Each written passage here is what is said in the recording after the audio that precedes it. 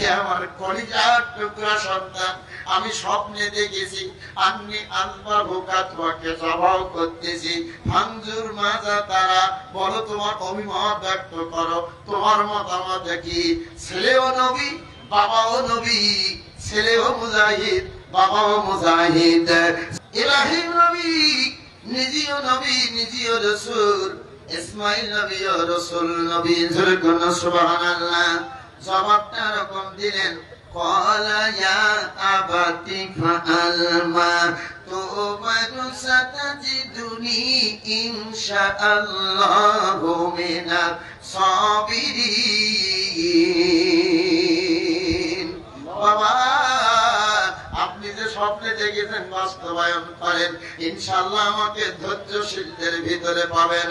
জোরে চিৎকার দিয়ে বলুন সুবহানাল্লাহ। ইব্রাহিম আলাইহিস সালাম 8টি বছর পাহাড়ের গুহার মধ্যে তিনি মার কাছে লালিত পালিত হয়েছেন। মা ওই প্রাসাদ থেকে এসে দুধ পান করিয়ে যেত, মাঝে মাঝে খাওয়া দিয়ে যাইত। 8 বছর বয়সে ইব্রাহিম নবী একদিন গর্তের থেকে বের হয়ে মার কাছে জিজ্ঞাসা করলেন, মা,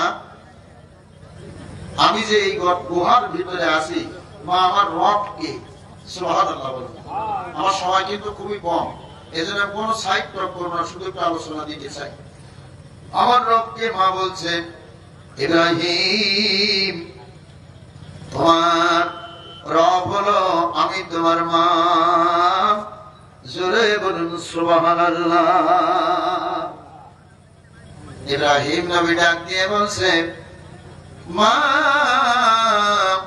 তোমার রব কে? বলছে, বাবা, আমার রব হলো তোমার বাবা নমরুদ। নাউজুবিল্লাহ বলেন। মা, নমরুদের রব কে? বলছে, নমরুদের রব আছে। নমরুদের রব আছে, ওই যে একটা পূজা মণ্ডপ আছে, পূজা মণ্ডপের ভিতরে একটা না, দুইটা না, 360টি মূর্তি আছে। লাত, উজ্জা, হবল, মহাদেব, কালী আছে না, রাম, এই সমস্ত এরাই হলো নমরুদের রব। ইব্রাহিম নবী ছোট মানুষ, জবান দিয়ে বেরিয়ে গেছে অনেকগুলো রব, যার ভয় আসল রব তার নয়। জোরে চিৎকার দিয়ে বলো সুবহানাল্লাহ। ইব্রাহিম নবী বলছে, মানে নমরুদের রব যদি ওই হবল, লাত, উজ্জা মানত হয়, তাহলে লাত, উজ্জা মানত রব যদি হবে, কথা বলতে পারে না। রব যদি হবে, ওরা তো কোনো কাজ করতে পারে না, ওরা মানুষের ভালো করতে পারে না, খারাপও করতে পারে না। ও মা, আপনার কাছে আমার প্রশ্ন হলো, ওই লাত, উজ্জা মানত ওদের একটা রব আছে, ওরাও রবকে রব হিসাবে স্বীকার করে, কিন্তু দুঃখের বিষয় হলো তুমি আমার বাবা আজরার নমরুদ রবকে রব হিসাবে বিশ্বাস করে না। জোরে চিৎকার দিয়ে বলো সুবহানাল্লাহ। ইব্রাহিম নবী বড় চিন্তার ভেতরে আছে যে আমি রবকে খুঁজে পাবো কি করে। ইব্রাহিম নবী আমার ভাইরা বেরিয়ে আসলেন গুহার ভেতর থেকে।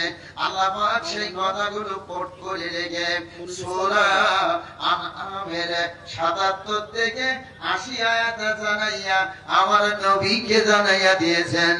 জোরে চিৎকার দিয়ে বলো সুবহানাল্লাহ। ইব্রাহিম নবী বের হয়ে আসলেন। ফালাম্মা ظن عليه الليل رأى كوكبا قال هذا ربي فلما أفل قال لا أحب الآفلين। ইব্রাহিম নবী যখন দেখলেন রাতের বেলায় রব মানে দেখা, কাওকাবান মানে তারকা, নবী যখন দেখলেন তারকা তখন বললেন, ক্বালা হাযা রাব্বি, এই হলো আমার রব। ফালাম্মা ফালা ক্বালা লা ইউহিব্বুল আফিলিন, তারকা অস্তমিত হয়, যেটা অস্তমিত হয় সেটা আমার রব হতে পারে না। জোরে জোরে বলুন সুবহানাল্লাহ। আমার রব কি অস্তমিত হয়? আমার রব কি ঘুমায়? মুসা নবী বলছে আল্লাহ তুমি ঘুমাও নাও কেন? কয় সবকিছু তোমার দেওয়া লাগবে। কয় আল্লাহ রাসূল বানাইছো বললে মনে বড় খুশি লাগে। আল্লাহ বলছে মুসা রে আমার এক গ্লাস পানি দাও। সুবহানাল্লাহ বলে। মুসা নবী পানি এক গ্লাস লইয়া হাতে ঢালিয়া আল্লাহ বলছে রাতের বেলায় দাঁড়িয়ে থাকো। রাত 12টা পর্যন্ত দাঁড়িয়ে আছে, হাতে একটা গ্লাস। আল্লাহ কখন নেবা পানি, কখন পান করবা? কয় মুসা রে যখনই আমি তোমার কাছে পানি চাইবো তখনই দিবা। মুসা নবী বলছে আল্লাহ গ্লাস কিন্তু বয়ে যাবে, ঘুম কিন্তু ধরেছে। সুবহানাল্লাহ বলেন। আর রাসূল বলেন সুবহানাল্লাহ। মুসা রে আমি আল্লাহ যখনই হুকুম করব তখনই তুমি পানি দিবা। মুসা নবী হাতে পানি নিয়ে দাঁড়িয়ে আছে। মানুষ হলো দুর্বল, ঘুম কাতর, ঘুম এসে যায়। আমার ভাইরা মুসা নবী কখন ঘুম এসে গেছে, কাক ঘুম, কাকু বলুন তো, কাক ঘুম এসেছে। সেই কাক ঘুম এসেছে, হাতের গ্লাস পড়ে মাটিতে তছনছ হয়েছে। আল্লাহ ডাক দিয়ে বলছে মুসা পানি দাও। সুবহানাল্লাহ বলে। আল্লাহ পানি দিন, আল্লাহ পানি দাও মুসা। মুসা নবী বলছে আল্লাহ ঘুম এসেছিল, কোন ফাঁকে পানির গিলাস পড়ে গেছে বলতে পারি না। আমার আল্লাহ ডাক দিয়ে বলছে ও মুসা রে আমি আল্লাহ যদি ঘুমাইতাম তামাম দুনিয়া অস্তমিত হইতাম, তামাম দুনিয়া তছনছ হয়ে যাইত। জোরে চিৎকার দিয়ে বলো সুবহানাল্লাহ। ইব্রাহিম নবী এর পরে দেখলেন কমার মানে চন্দ্র, চন্দ্র দেখলেন, বললেন হাযা রব্বি, এই বুঝি আমার রব।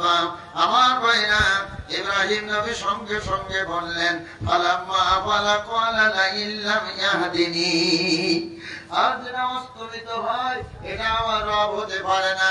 আমার মালিক যদি হেদায়েত না দেন আমি হেদায়েত পাবো না। এরপরে ইব্রাহিম নবী দেখলেন রাস শামসা, সংক্ষেপে বলে দিচ্ছি, সূর্য দেখলেন এবং বলে হাযা আকবার, এবারও সবচেয়ে বড়, এটাই আমার রব হবে। কিন্তু যখন সূর্য অস্তমিত হলো তখন বললেন ক্বালা ইয়া কওমি ইন্নী বারিয়ুম মিম্মা তুশরিকুন,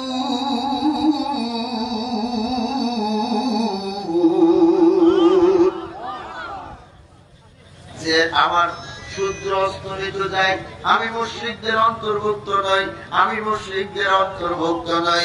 আমরা যারা এখানে আছি আমরা মুশরিকদের অন্তর্ভুক্ত হতে চাই না। আমাদের নাম মুসলমান দেখেছিলেন যিনি, তিনি হলেন নবী ইব্রাহিম খলিলুল্লাহ। সুতরাং তিনি মুশরিকদের অন্তর্ভুক্ত ছিলেন না, আমরাও মুশরিকদের অন্তর্ভুক্ত হতে চাই না। ভাইরা বিগত 16টা বছর এই দেশের মুসলমানদেরকে মুশরিক বানানোর জন্য যাবতীয় কার্যক্রম সব ফাইনাল করা হয়ে গেছিল। শুধু একটা গোল দিলেই হয়ে যাইত। আমার আল্লাহ তাআলা ফাইনাল খেলাকে নিস্তব্ধ করে দিয়ে এই মুসলমানদের ফাইনাল করে দিয়েছে। কথা কি বোঝা যায়?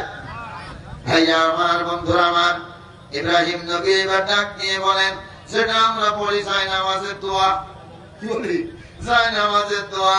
ইব্রাহিম নবী বললেন ইন্নী ওয়াজ্জাহতু ওয়াজহিয়া লিল্লাযী ফাতারাস সামাওয়াতি ওয়াল আরদা হানিফা ওয়া মা আনা মিনাল মুশরিকিন।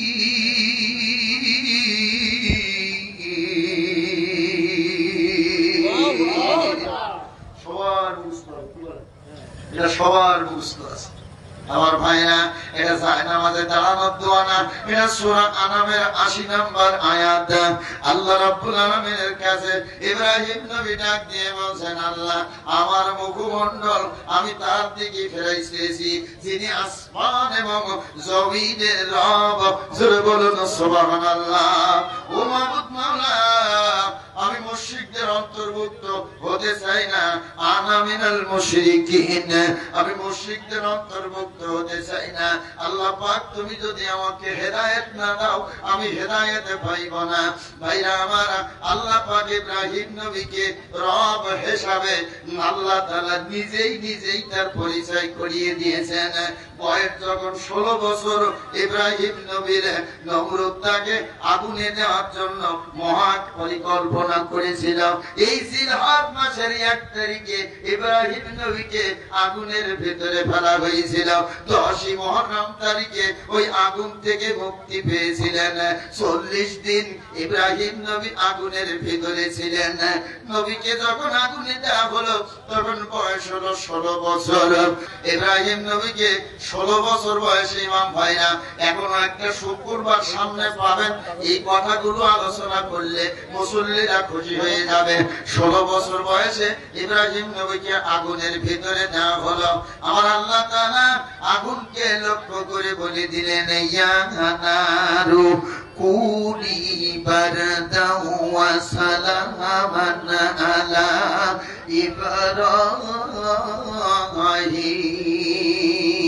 ইব্রাহিম।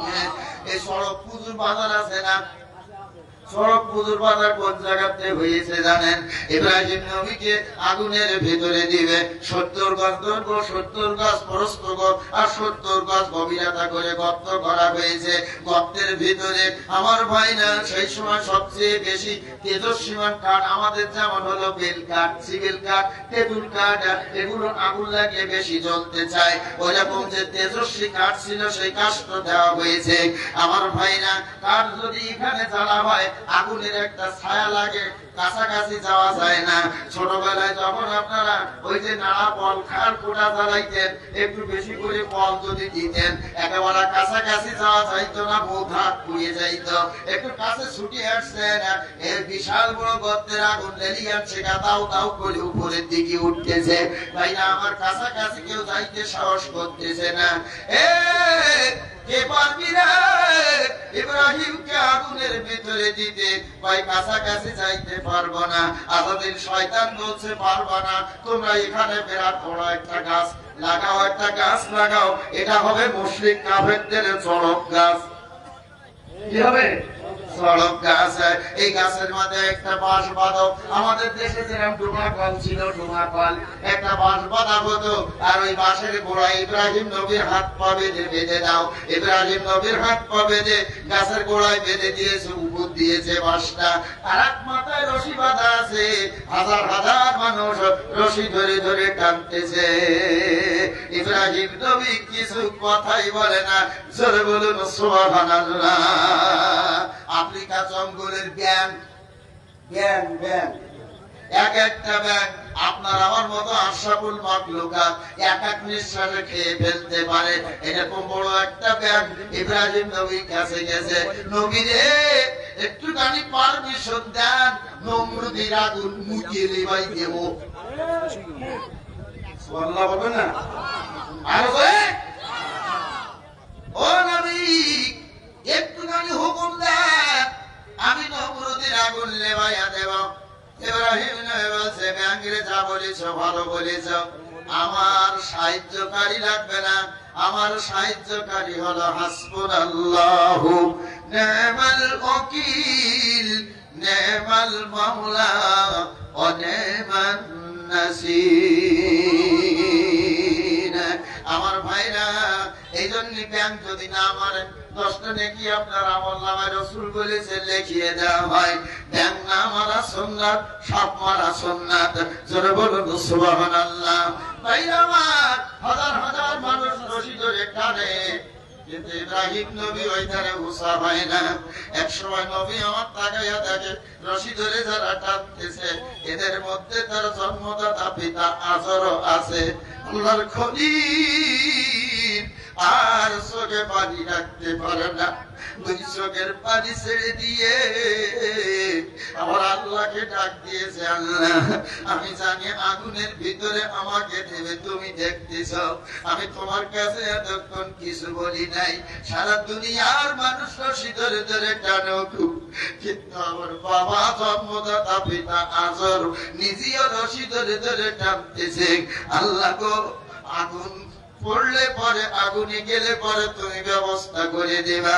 তাই আল্লাহ তাআলা ইব্রাহিম নবী এই কথা বলার কারণে অর্ডিন্যান্স জারি করে দিয়ে দিলেন, ইয়া নারু কুনি বারদাও ওয়া সালামান আলা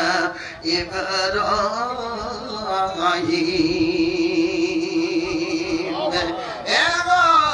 ইব্রাহিমের জন্য এয়ার কন্ডিশন বাগান হয়ে যাও, নাতি শীতল বাগান হয়ে যাও, এসি রুম হয়ে যাও। জোরে জোরে বলুন সুবহানাল্লাহ। 40 দিন আগুনের ভিতরে থাকলেন আমার ভাইয়েরা, আগুন একেবারে এসি রুমে পরিণত হলো। জোরে বলুন সুবহানাল্লাহ। আল্লাহর হুকুম মানবে যারা, আল্লাহর গোলামি করবে যারা, আল্লাহর হুকুম অকপটে সংসার থেকে শুরু করে সংসদ ভবন পর্যন্ত চালাবে যারা, চালানোর জন্য চেষ্টা করবে যারা, এসি রুমে থাকতে পারবে তারা, এয়ার কন্ডিশন রুমে থাকতে পারবে তারা। জোরে বলেন ঠিক না?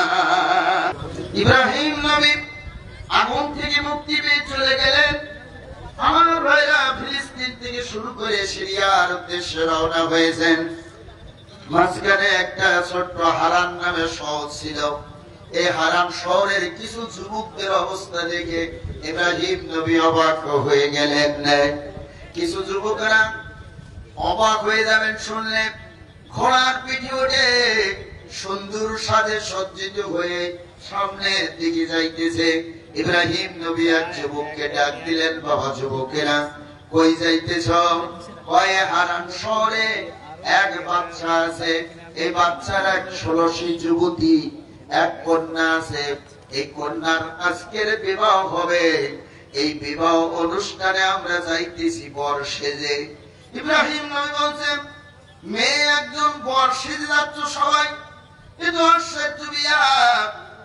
যুবকেরা বলছে, ও কে তুমি? মুসাফির, আমরা তো জানি না।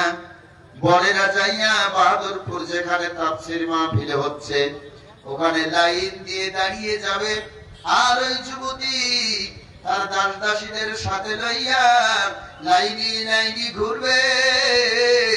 যেই যুবকের পছন্দ হবে তার গলা ফুলের মালা পরিয়ে দেবে, যার গলা ফুলের মালা পরিয়ে দেবে তার সঙ্গে ওই বাচ্চার মেয়ের বিবাহ হবে। ইব্রাহিম নবী বলছে, তাহলে যে সুযোগ একটা চলে যায়, এই সুযোগ তো আমার একটু ধরার দরকার। সুবহানাল্লাহ বলে। ইব্রাহিম নবী ওই পায়ে হেঁটে যাচ্ছে, তো যুবকরা সব ভীষণ বড় বড় ঘোড়ায় চলে যাচ্ছে, খুব দামি দামি ঘোড়া। ইব্রাহিম নবী সবার শেষে গেছে, শেষে যাইয়া একেবারে মাঠের ওই কোনায় দাঁড়িয়ে আছেন বাদশা দাদি। বাদশা দাদি সব ছেলেদের দেখলেন, সব ছেলেরা বলছে আজ যদি আমারে পছন্দ করবে। সেই জামানায় বিবাহের নিয়ম ছিল এটা। বাদশা দাদি ঘুরতে ঘুরতে ঘুরতে ঘুরতে সবাই বলছে এতগুলা ছেলে যুবক এসেছে, নাদুস নুদুস চেহারা, কাউকে পছন্দ করে না, বুঝি পছন্দ হবে না। ঘুরতে ঘুরতে যাইয়া দাসীদেরকে ডাক দিয়ে বললেন, ভাইরা আমার, বন্ধুরা আমারা, বাদশা দাদি আস্তে করে ফুলের মালাটা লইয়া ইব্রাহিম নবী যেখানে দাঁড়িয়ে আছেন, ও দাসীরা তাড়াতাড়ি ফুলের মালাটা দাও। ফুলের মালাটা হাতে দিয়েছে, ইব্রাহিম নবীর গলায় পরিয়ে দিয়েছে। আর ধরে হাজার হাজার যুবকেরা দেখিয়া অবাক হয়ে গেছে, কি আশ্চর্য ব্যাপার! এত সুন্দর চেহারার মানুষ যুবকরা একটাও পছন্দ হলো না। পছন্দ হলো যাইয়া এক মুসাফির দরবেশের। আসলে মেয়ে ভালো না, জোরে কার নাউজুবিল্লাহ। বাবা ডাক দিয়ে বলছে, মেয়েরে কার গলায় ফুলের মালা দিয়েছ? কই বাবা একটু তাকাও, যার গলায় ফুলের মালা দিয়েছি কপালের দিকে তাকাও, কপালের দিকে তাকাও, কপালে চমক দিতেছে আখিরি জামানার নবীর নূর, নূর মুবারক। জোরে বলুন সুবহানাল্লাহ। ভাইরা আমার, নবীর বিবাহ হলো, বিবির নাম হলো সারা। কি নাম? বিবির নাম সারা। এই সারাকে নিয়ে আমার ভাইরা হারান শহর থেকে ফিলিস্তিনের ভিতরে ঢুকতে গেলে বর্ডার আছে, এই বর্ডার অতিক্রম করতে হয়। জালেম বাদশা ছিল, যত সুন্দরী ষোড়শী রূপসী ছিল, যাকেই পাবে তাকেই ভোগ করবে। এখান থেকে কাটিয়ে আসা খুবই কষ্টকর ছিল। এদিকে আমি যেতে চাই না আমার ভাইরা। আল্লাহ রাব্বুল আলামিন ইব্রাহিম নবীকে 80 বছর বয়সে আল্লাহ রাব্বুল আলামিন শিখিয়ে দিলেন, ওয়াকালা ইন্নী যাহিবুন ইলা রাব্বি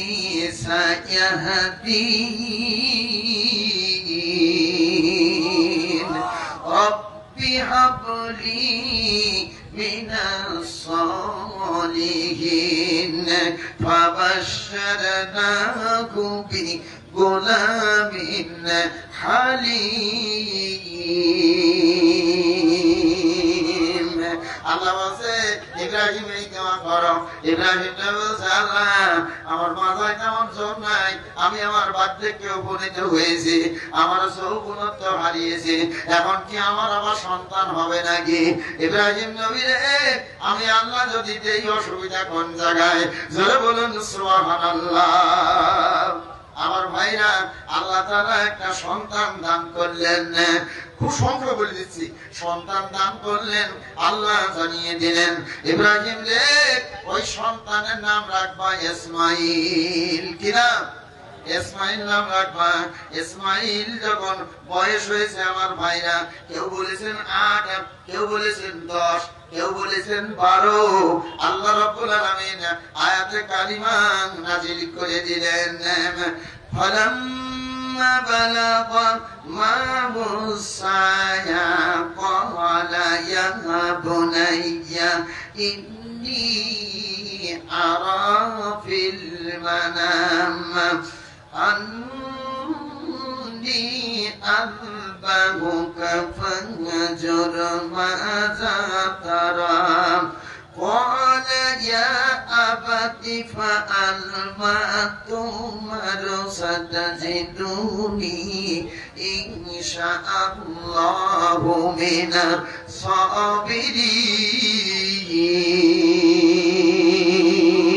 الصابرين। আমি ইব্রাহিম নবীর যাবতীয় জীবনী, ইসমাইল নবীর জীবনী আলোচনা করি, কোরআন আয়াত দিয়ে দিই। আমার সামনে নোটবুক আছে। আমার মনে করেন যে আমি সময় আলোচনা করছি জিলহজ মাস আর জিলহজ মাস, এখনো আমি ইসমাইল পর্যন্ত যেতে পারি না।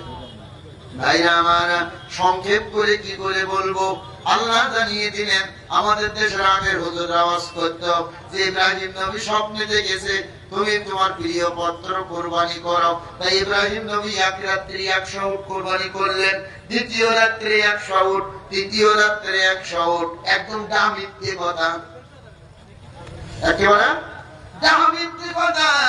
আল্লাহ বলছেন, ইব্রাহিম ডাইরেক্ট বললেন, যখন সন্তান উপনীত বয়সে উপস্থিত হলো তখন বাবা ইয়া বুনাইয়া ইন্নী আরা ফিল মানাম, হে আমার কলিজার টুকরা সন্তান, আমি স্বপ্নে দেখেছি আন্নী আযবাহুকা, তোমাকে জবাহ করতেছি, ফানজুর মাযা তারা, বলো তোমার অভিমত ব্যক্ত করো, তোমার মতামত কি? ছেলেও নবী, বাবাও নবী, ছেলেও মুজাহিদ, বাবাও মুজাহিদ। জোরে বলুন সুবহানাল্লাহ। ভাইরা আমার, ইব্রাহিম নবী নিজেও নবী, নিজেও রাসূল, ইসমাইল নবীও রাসূল নবী। জোরে বলুন সুবহানাল্লাহ। জবাবটা এরকম দিলেন, ক্বালা ইয়া আবাতি ফাআল মা তোমার সাতাজিদুনি ইনশাআল্লাহু মিনাস সাবিরিন। বাবা, আপনি যে স্বপ্নে দেখেছেন বাস্তবায়ন করেন, ইনশাআল্লাহ আমাকে ধৈর্যশীলদের ভিতরে পাবেন। জোরে চিৎকার দিয়ে বলুন সুবহানাল্লাহ। আমার ভাইরা, ইব্রাহিম নবী এখন ছেলেকে জবাব করার জন্য মিনা ময়দানে নিয়ে যাইতেছেন, মিনা ময়দানে নিয়ে যাইতেছেন। আমার ভাইরা, আরাফার ময়দান থেকে মিনা ময়দানের দিকে যারা হজ করতে গেছেন, যাইতে গেলে আমার ভাইরা একটা ওভার ব্রিজ আছে। আমার ভাইরা, উপর দিয়ে ট্রেন, নিচ দিয়ে গাড়ি যায়। আরাফার ময়দান থেকে মিনা ময়দান যখন ক্রসিং করা হয়, ওখানে যে মুআল্লিম বলছে, হুজুর বাম হাতে এই পাহাড়ের দিকে তাকান, বাম হাতে একটা উঁচু পাহাড়ের দিকে তাকালাম, কাঁটাতারের বেড়া দিয়ে ঘেরা আছে, ওই যে ইসমাইল নবী তো ওখানে ইব্রাহিম নবী কুরবানি দিয়েছিলেন। সুবহানাল্লাহ বলেন। ভাইরা আমার, ইসমাইল নবী আল্লাহর জন্য জীবন বিলিয়ে দিয়ে গেছিলেন, ঠিক না? ইব্রাহিম নবী, দুনিয়ায় যত নবী রাসূল এসেছেন সবচাইতে বড় বড় পরীক্ষাগুলো আমার ইব্রাহিম নবীকে আল্লাহ তাআলা করেছিলেন। আল্লাহ বলেন, ইব্রাহিম রে, সব কটা পরীক্ষায় তুমি জয়ী হয়েছো, আমি আল্লাহ তোমার খালি হাতে ফেরাইয়া দিলাম না। তোমার নামের শেষে ডেজিগনেশন আমি আল্লাহ শব্দ লাগাইয়া আজ থেকে ইব্রাহিম খলিলুল্লাহ লাগাইয়া দিয়ে দিলাম। আপনি আমি যদি আল্লাহ পাকের খাঁটি গোলাম হতে পারি, আল্লাহ পাকের কাছে জীবন সমাপ্ত করে দিতে পারি, এই জীবন হলো বিক্রয় করা জীবন। আমার ভাইরা, আল্লাহ স্পষ্ট সূরা হামিমা সিজদায় বলে দিয়েছেন, স্পষ্ট আল্লাহ তাআলা অনেক জায়গায় বলে দিয়েছেন কোরআনুল কারীমে, বান্দারে তোমার জীবন জানমাল আমি তো কিনে নিয়েছি, বিআন্না লাহুমুল জান্নাহ, বিনিময়ে তোমাকে জান্নাত দেব। জান্নাতে যদি যদি যেতে মন চায়, ইসমাইল নবী ডাক দিয়ে বললেন, আব্বা এই জানার মাল তো আমার না, যিনি আপনাকে স্বপ্নে দেখিয়েছেন আপনি তার স্বপ্ন বাস্তবায়ন করুন। জোরে বলুন সুবহানাল্লাহ। ভাইরা আমার, ইব্রাহিম জবাব করতে গেছিলেন ইসমাইল নবীকে। আমার ভাইরা, আল্লাহর নবী ইসমাইল 5টা শর্ত দিয়েছিলেন, সব বলতে গেলে পারবো না, তার মধ্যে একটা শর্ত ছিল, বাবা আমাকে যখন আপনি কুরবানি করবেন, কুরবানি যখন আপনি করবেন ধারালো তরবারি দিয়ে কুরবানি করবেন। কারণ হলো বাবার ছেলে, পিতার পুত্র, 4টা চক্ষু যখন এক জায়গায় হয়ে যাবে, উভয়ের ভিতরে ভালোবাসার প্রেম চলে আসবে, ভালোবাসার প্রেম চলে আসবে। এই ভালোবাসার বন্ধন কখনো শেষ করা যায় না। যদি আপনার ভিতরে দয়া মায়া চলে আসে, তাহলে হয়তো আপনি কুরবানি করতে পারবেন না। তাই বাবা ধারালো তরবারি দিয়ে আপনি আমার কুরবানি করবেন, যাতে একবারে আমি কুরবানি হয়ে যাই। ইব্রাহিম নবী ধারালো তরবারি নিলেন, পৃথিবীর ভিতরে সবচাইতে সেরা তরবারি হাতে নিয়ে বাবা ইসমাইলের গলায় ছুরি চালিয়েছেন। ইব্রাহিম নবী অবাক হলেন, তাকায়া তাকে ছুরি ইসমাইলের গলা কাটে না। আল্লাহর জন্য জীবন জান সঁপেছে যারা, তরবারিতে কাটে না তাদের গলা। আল্লাহর জন্য জীবন জান সঁপেছে যারা, তরবারিতে কাটে না তাদের গলা। ইব্রাহিম নবী ছুরিখানা লইয়া আমার ভাইরা রাগ করে ছুরি দূরে ফেলে দিয়েছিলেন। এ ছুরি, ঠিক তোমার ধারকে একটা মানুষের গলা কাটতে পারো না, এই বলে ইব্রাহিম নবী ছুরি দিলেন। একটা পাথরের পরে পড়েছে, ওই ছুরি আনতে যে দেখে ওই পাথরটা কেটে ভেঙে চুরে 7 কান খণ্ডে পরিণত হয়েছে। এ ছুরি, মানুষের গলা কাটতে পারো না, পাথরের পরে পড়েছ, 7 কান খণ্ডে পাথর পরিণত হয়েছে। এক একটা খণ্ডের ওজন হলো 7 মণ। পাথরটা কয় মণ ওজন? 49 মণ ওজন। আমার ভাইরা ছুরির আঘাতে কেটে টুকরো টুকরো হয়ে গেছে। ইব্রাহিম নবী যখনই বললেন ঠিক তোমার ধারকে একটা মানুষের গলা কাটতে পারো না, ছুরির জবান খুলে গেছে। ইব্রাহিম রে, তুমি যার হুকুম বাস্তবায়নের জন্য এসেছো, আমিও ছুরি ওই মালিকের হুকুম বাস্তবায়ন করতেছি। তুমি একবার চালিয়েছো, মালিক 70 বার নিষেধ করেছে। আমার ইসমাইলের গলার একটা লোম পর্যন্ত যেন কাটবি না। ইব্রাহিম শুধু তাই না, কি কারণে ইসমাইলের গলা কাটে নাই জানেন? ছুরি বলছে, ইব্রাহিম রে, ইসমাইলকে বাদ দিয়ে তামাম পৃথিবীর মানুষদেরকে যদি এনে দাও, সবগুলো কেটে দেব, ধান নষ্ট হবে না। সুবহানাল্লাহ বলে। কিন্তু ইসমাইলের গলার একটা লোম আমি কাটতে পারি না। কারণ হলো ইসমাইলের ললাটে অবস্থান করতেছে আখিরি জামানার নবীর নূর, নূর মুবারক, নূরে মুহাম্মাদি সাল্লাল্লাহু আলাইহি ওয়াসাল্লাম। জোরে সিক্কা দেব সুবহানাল্লাহ।